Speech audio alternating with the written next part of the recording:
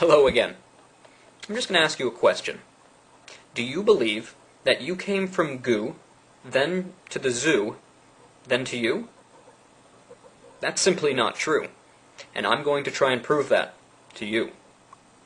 It's a little-known fact that what you believe determines how you act.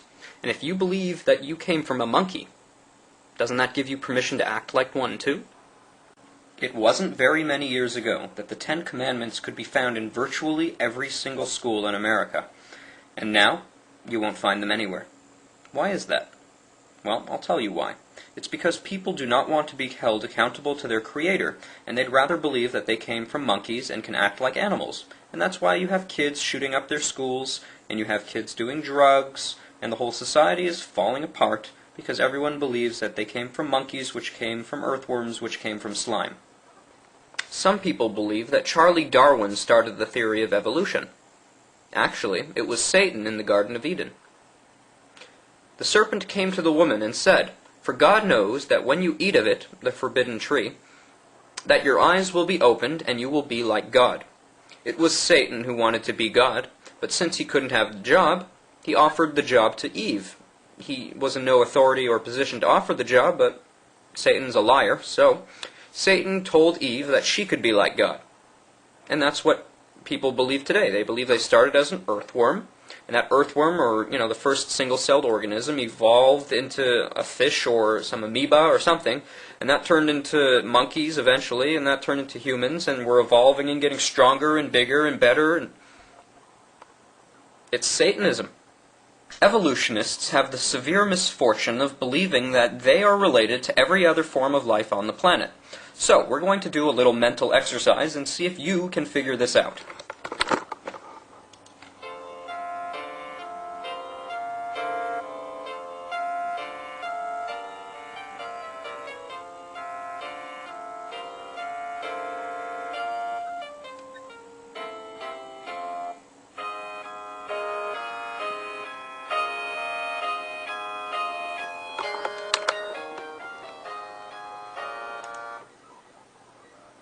Because evolution is a lie, they need to back it up with likewise lies.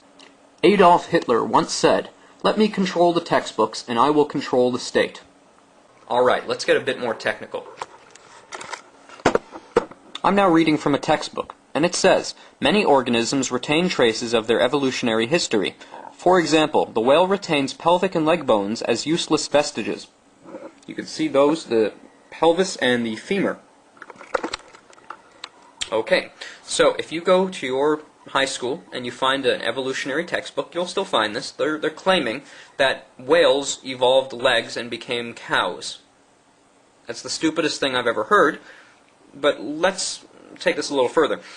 Those bones, the pelvis and the femur, are actually part of their sexual organs, and if they did not have those bones, they would not be able to create baby whales.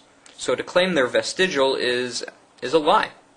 Evolutionists will claim that they can use the fossil record to determine what evolved from what.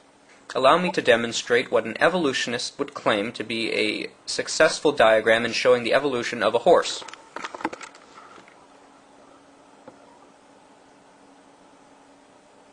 Okay, now allow me to show you the evolution of cutlery.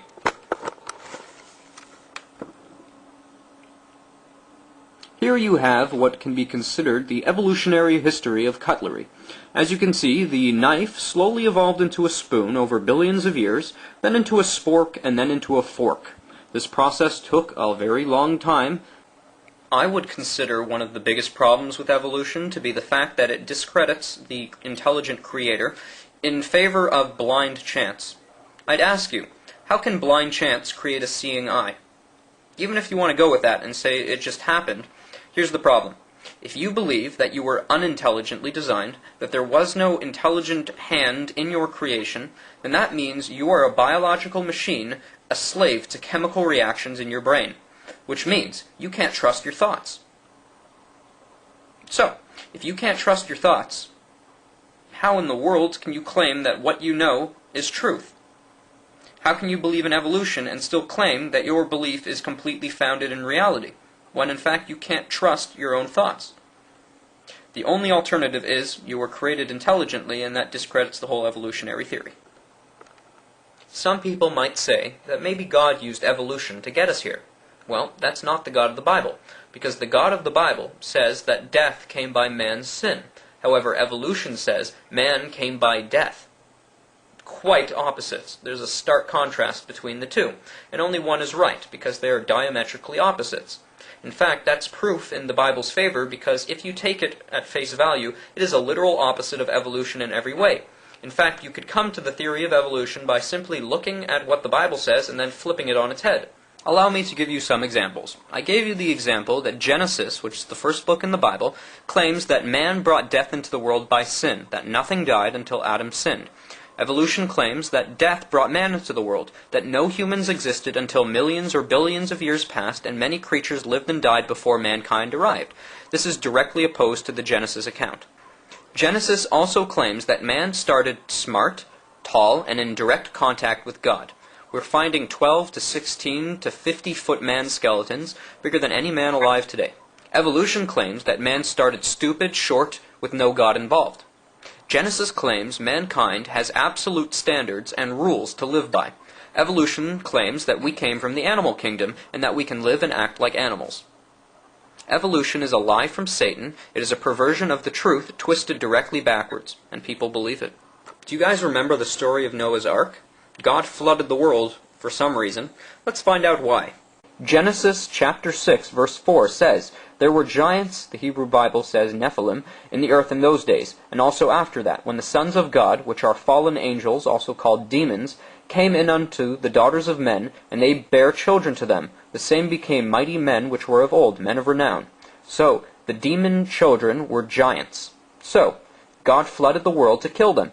If God flooded the world, these giants should have probably fossilized, being buried under the mud. So, we should be able to find giant skeletons, shouldn't we? And we are.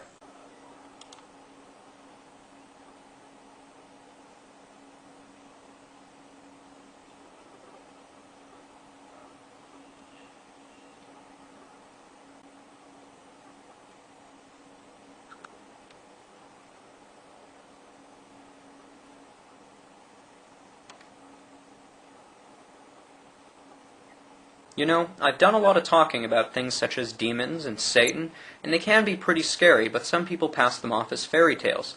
Yes, I admit, modern-day media has made a mockery of such things, treating them lightly as if they're nothing more than cartoon characters, which I believe is part of Satan's deception so that we don't take this seriously. So, allow me to show you a reason to take it seriously. I'm now going to open a program called Google Earth. Perhaps some of you have heard of it. It is a satellite scan of the entire globe, and you can pretty much pinpoint your house on this program. But I'm not going to find my house, I'm going to find the White House. Hold on a second. White House. Okay, we're now going to Washington, D.C.